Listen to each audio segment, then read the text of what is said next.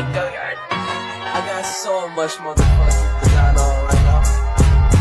Burn it down, burn it back, make it clap. I got 3 old thoughts, new block, where that damn bitches in the line, and you know. Assalamualaikum warahmatullahi wabarakatuh. Halo, perkenalkan, saya Sabah Juharia, NIM 2307-010111, Prodi Psikologi, Fakultas Psikologi, Universitas Muhammadiyah Purwokerto. A few moments later. Di sini saya akan membahas tentang menganalisis evaluasi diri. Ngomong-ngomong tentang evaluasi diri, apakah kalian tahu apa itu evaluasi diri? Ya, evaluasi diri adalah cara menilai pencapaian usaha pada diri kita. Kita bisa mempertimbangkan sendiri kemampuan hingga kualitas diri. Manfaat dari evaluasi diri adalah untuk mengetahui gambaran mengenai kinerja dan keadaan diri. Tujuan dari mengevaluasi diri adalah mengkoreksi diri agar kita bisa menjadi pribadi yang lebih baik lagi. Evaluasi diri penting dilakukan agar kita menyadari kelemahan, kelebihan, potensi yang kita miliki, termasuk bagaimana orang memandang kita. Yang pertama saya bahas adalah kelebihan. Kelebihan sering dikenal sebagai kemampuan seseorang yang menonjol dari dirinya. Contohnya adalah, kelebihan saya adalah saya mandiri, saya disiplin, saya tepat waktu, dan saya adalah orang yang fleksibel atau bisa beradaptasi tergantung teman dan lingkungannya. A few moments later. Yang kedua adalah kelemahan. Weakness atau yang biasa kita sebut sebagai kelemahan atau kekurangan adalah keterbatasan dalam sumber daya, keterampilan, dan kemampuan yang bisa menghambat kinerja efektif perusahaan atau organisasi. Kekurangan juga bisa disebut sebagai sesuatu yang tidak dimiliki oleh seseorang. Kelemahan saya adalah saya mudah overthinking. Apa kalian tahu apa itu overthinking? Overthinking adalah memikirkan atau mempertimbangkan sesuatu secara berlebihan atau berulang-ulang.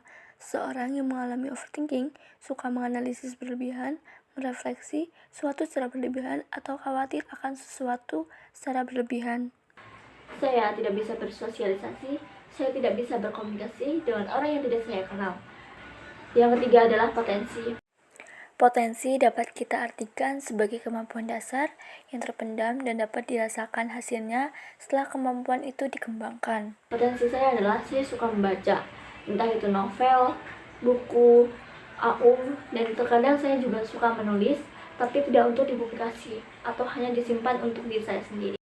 Untuk penulisan, saya tidak terlalu sering atau hanya untuk mengisi waktu luang atau kegebutan, dan saya lebih suka membaca sih daripada menulis. A few moments later. Tujuan saya kuliah di Universitas Muhammadiyah Purwokerto, jurusan psikologi adalah 1. Untuk menjadi psikologi muda. Yang kedua adalah untuk membantu banyaknya orang yang butuh ceritanya untuk didengar. A few moments later. Nah, untuk terakhir, saya ingin menjelaskan apa tujuan saya masuk psikologi. 1. Karena mempelajari banyak hal tentang perilaku manusia. Saya penasaran dengan sifat dan karakter serta perilaku hidup manusia, bagaimana sebuah karakter dapat terbentuk, apa saja yang turut adil dalam pembentukan karakter pada diri seorang, termasuk karakter diri pribadi, apa sebabnya karakter seseorang dapat berubah secara tiba-tiba, dan sebagainya. A few moments later. Yang kedua adalah dunia kerja terbuka lebar. Jurusan psikologi tidak hanya menjadi seorang psikologi, namun sebenarnya banyak sekali jenjang karir yang cukup luas dan patut untuk dipertimbangkan, seperti diantaranya menjadi HRD, dosen psikologi, guru bimbingan konseling di SMK atau SMA.